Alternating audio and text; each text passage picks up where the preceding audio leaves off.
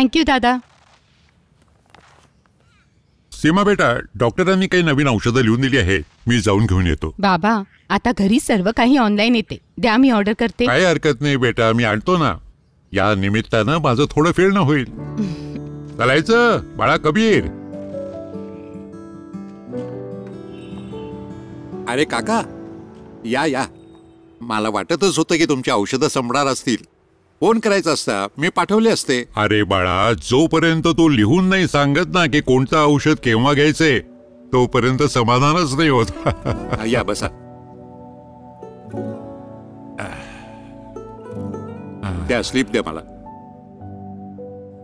बघ तर बेटा, डॉक्टरांनी नवीन औषध लिहून दिलंय. वाटतंय गोड टाळत नसल्याचं दिसतंय. डॉक्टरांनी शुगरच्या औषधाचा डोस वाढवला आहे. सांधेदुखी सुद्धा वाढली असेल तुमची.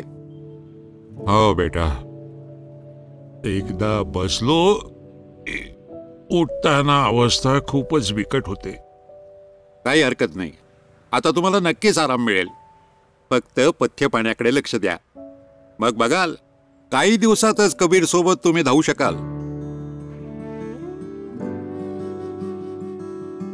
तुझं हेच बोलणं मला तुझ्या दुकानात घेऊन येतं बेटा. औषधाबरोबरच तू ठीक होण्याची आशा पण देतोस. नुसतीच आशा नाही, विश्वास आहे मला. तुम्ही फक्त आपली काळजी घ्या.